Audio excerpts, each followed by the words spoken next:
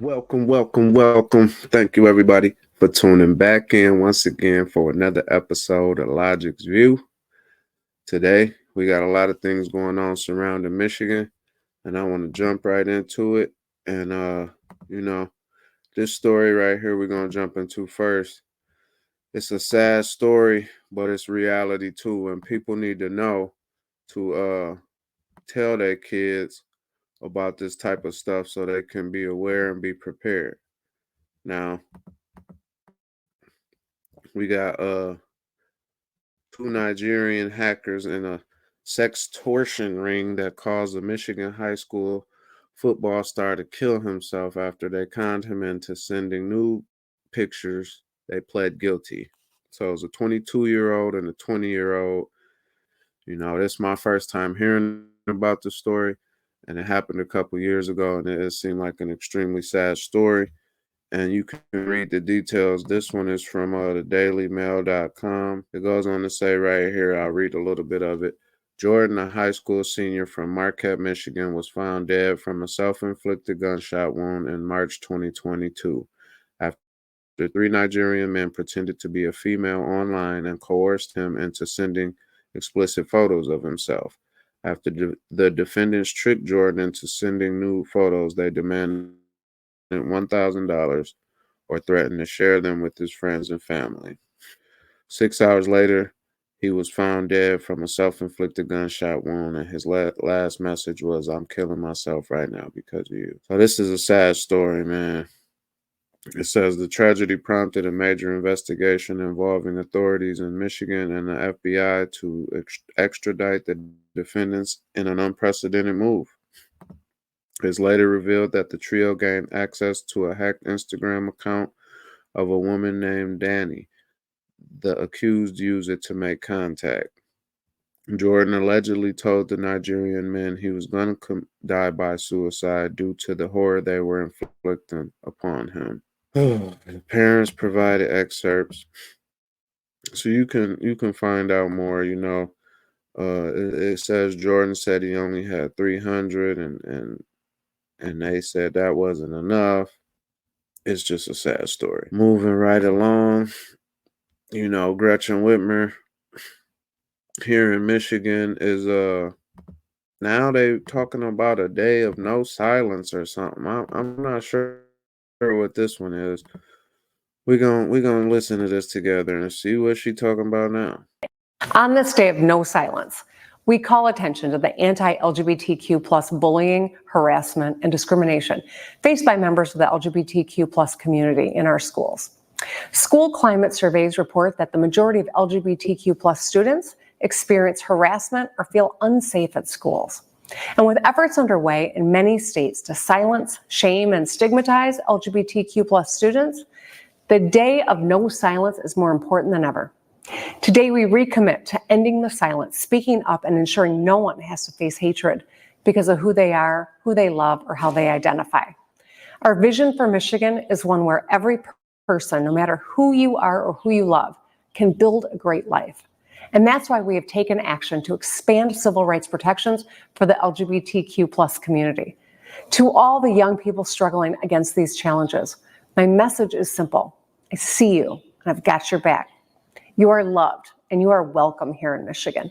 Let's keep working together to break the silence and fight for visibility and equality for every Michigander.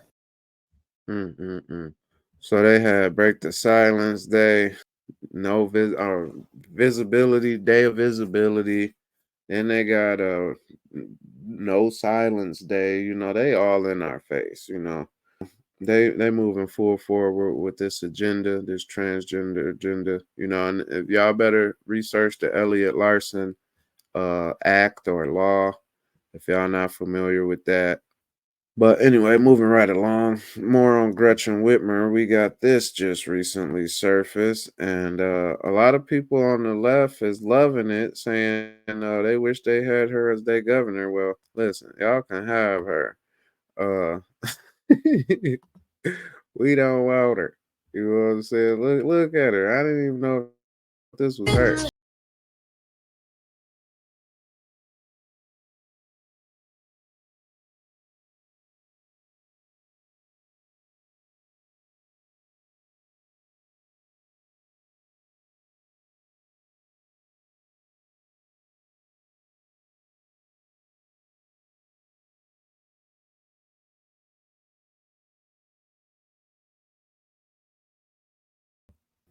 that just recently surfaced. That's our governor, Gretchen Whitmer.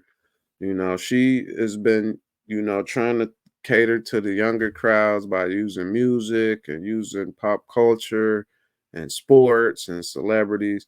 But if you're a real warrior for God and country, man, you can see straight through this stuff. She's just trying to make people like her so they'll trust her. She's trying to gain their trust through this pop culture and all this.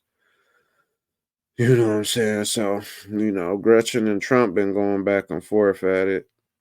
Here go Trump on abortion in Michigan. The Democrats are trying to make what Trump is pushing seem like a bad thing, when it comes to abortion. He not trying to take away nobody's rights.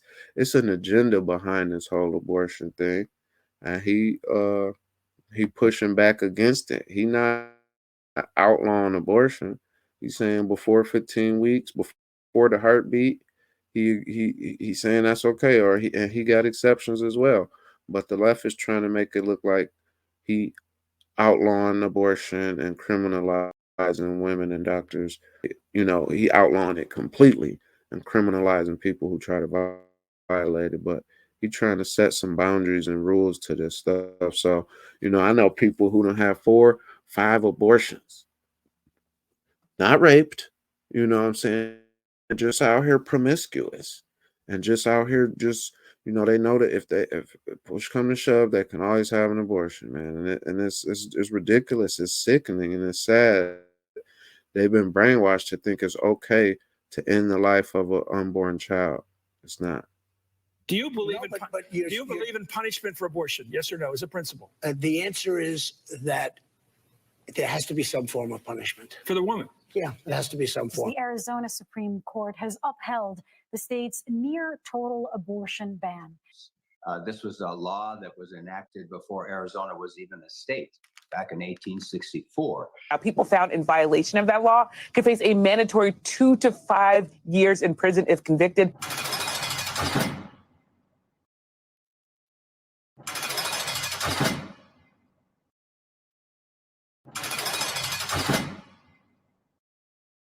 For 54 years, they were trying to get Roe v. Wade terminated, and I did it.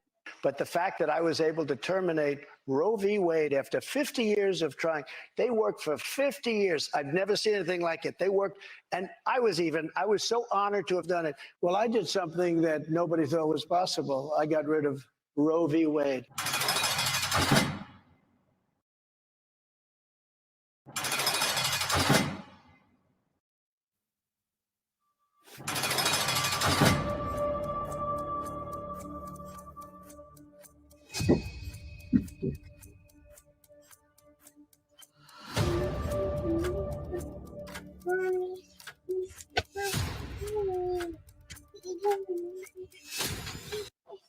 So as you can see in that one, that's a Democrat commercial basically.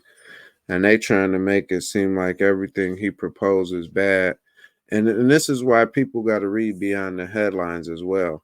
Because you got a lot of people who just see the headlines and formulate an assumption. And it's like judging a book by its cover until you read into the... All right, back again from another distraction. No, I'm just playing. All right, yeah, so there's been a lot of talk about Mike Rogers and him being endorsed by Trump. I see even the rhinos are upset that Trump endorsed Mike Rogers, and there's been a lot of talk about him. I haven't dug into him too much myself, but I can tell by the controversy on both sides.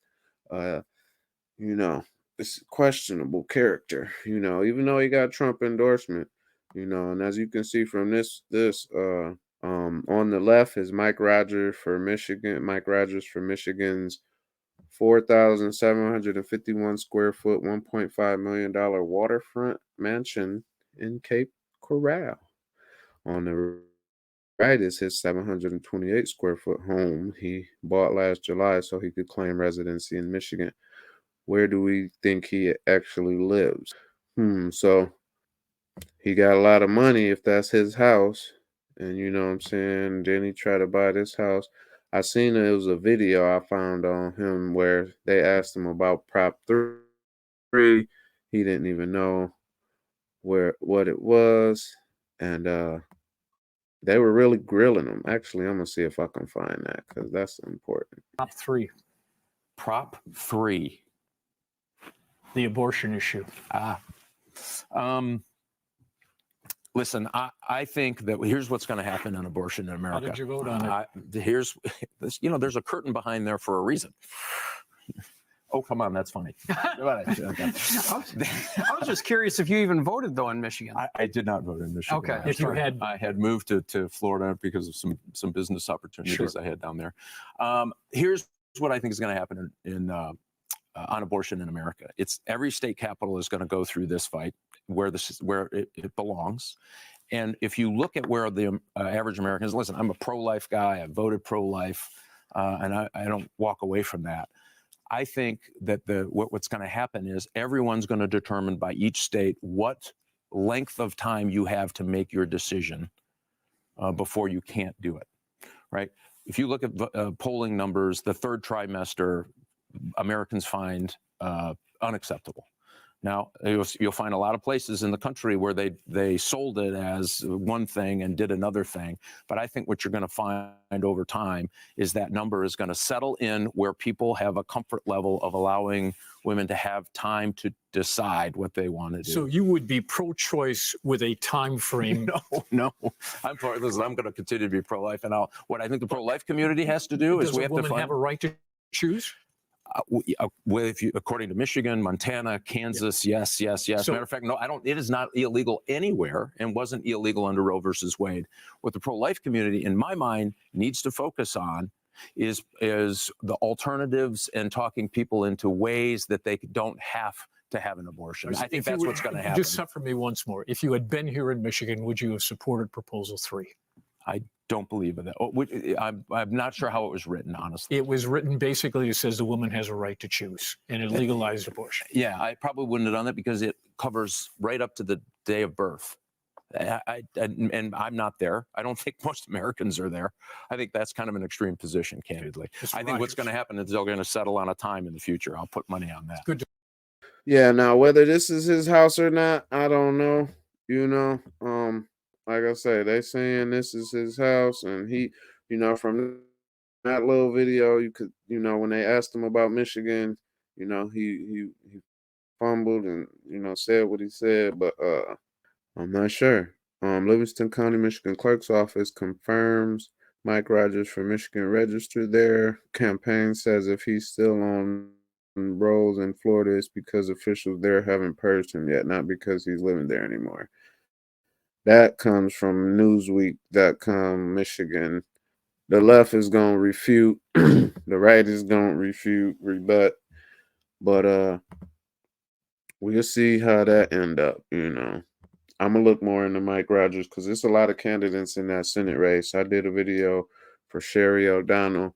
I uploaded a video. I recorded her in an event, and a lot of people I know like her. She sound real nice and good about everything. I got to dig into all these candidates for more. We all got to do our due diligence. So, moving right along, yeah, man, if we want to win this election, we're going to have to really fight because we up against a machine that know how to win elections. This video right here outlines how Biden already has 20 offices here in Michigan. This is Biden's campaign staffing in the 7 battleground states. In Georgia, they already have 14 field offices. Pennsylvania, 14. Michigan, 20. Wisconsin, 44. Thank goodness TP Action and TP USA have given money to Scott Pressler so he can get Wisconsin going for us. Yes. But Wisconsin, 44. North Carolina, 10. Arizona, 8. Nevada, at least 2. Those 7 same states for Donald Trump, 0, 0, 0, 0, 0, and 1 more 0. So again, I'm going to crack this up to, or I'm going to chalk this up to Trump not having cracked the whip yet, and they're sort of taking their time with the, they had to do the RNC takeover first, and let's hope that Laura Trump and the Trump campaign are focusing on this. but it needs to happen. As you and I have talked about many times, it's not just 7 battleground states, Charlie. It's 19 counties, right? You're the one who drove that home. It's 19 or 20 counties where this election is going to be decided. So these field offices, they need to be staffed. I know the Trump campaign thinks they have unlimited name recognition and that everyone knows about them. And I'm sure they're sort of thinking, well, in 2016, we beat Hillary and we didn't have to do these things. But, you know, this is the battle for the future of the country, and the Trump campaign needs to crack the whip. So if that's the case, we gotta watch out for Detroit, Muskegon, Grand Rapids, you know, Wayne County, Kent County. You know, they said it's about 20 counties. Well, if that's the case in Michigan, it's about 3-4 big counties. This next article talk about how they claiming that Biden ready to throw Israel to the side and this and that. And we're going to play. A lot of people, including this reporter, this host, believe that Mr. Biden's playing into Hamas's hands and he is betraying Israel. What do you think? I think that's the truth. And he's been doing it from the beginning, saying one thing to maybe people in Detroit, Michigan that are of, an Arab background, and then saying an entirely different thing to another group that he'd stand in front of in the same day. And then just today, maybe you saw it, Nancy Pelosi and about 30, 40 other Democrats sent a letter to the administration saying no more arms transfers to Israel. And to break that down for one quick second, what that literally means is no more Iron Dome transfers. So the most measurable humanitarian effort that the United States of America puts forward, knocking indiscriminate rockets out of the sky coming from Gaza into Israel, Democrats don't want to see us transfer those rockets. There's that, you know. Leave y'all comments down below. I try to keep my opinions to myself on these type of reports. On Rumble and Locals, I speak a lot more freely. So this next one I got before we get up out of here is the University of Michigan. You know, it's a lot of commotion going on the campuses. A lot of the young people feel a certain way when it comes to the conflict overseas. People trying to say they don't know what they're talking about, this and that, man. People just want this war to stop. This war to stop, you know. I want it to stop. But the University of Michigan has proposed a new disruptive activity policy, which would introduce punishments for students who disrupt classes. Hundreds of students responded by disrupting classes, opening doors to chant, disclose, divest, we will not stop, we will not rest. You know, so as you can see, some Palestinian flags in the background, you know, and they out there exercising their rights.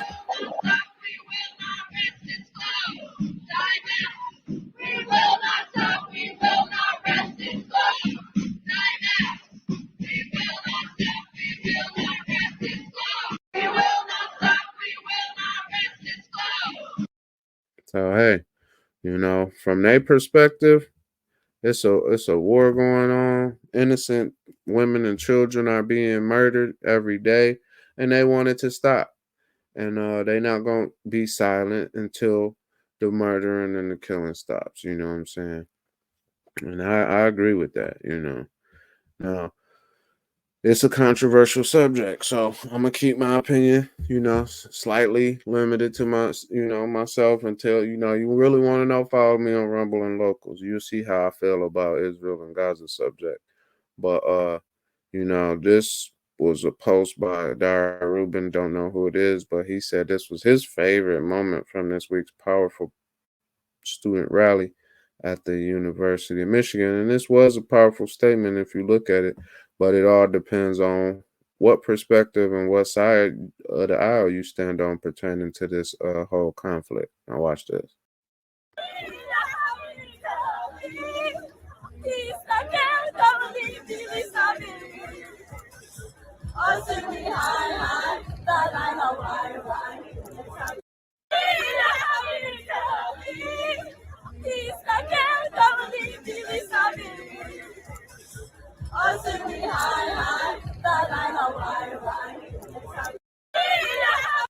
Now that's just a short clip.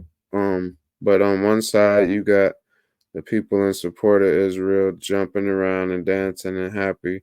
And then you got the people who stand for Palestine or who want to end the genocide. You know, they standing in silence, just holding their signs, you know, and it's just a powerful statement seeing one side overjoyed with joy and the other side just standing there and making a statement. Yeah, that was a powerful picture, you know, but a lot of people are divided on this topic for sure. So anyway, you know, this was all about Michigan. You know, I gather this information and these hot topics and try to present them to the best of my ability. Leave y'all comments and thoughts in the comment section below. And stay tuned, man. Subscribe, support your boy if you can. It take a lot of work and time gathering this info and putting it together. But I know it's important to be informed and engaged and involved. You know, knowledge is power, and the truth shall set you free. And you know, we gotta spread it. We gotta learn it. We gotta spread it. So thank y'all for tuning back in once again for another episode of Logik's View.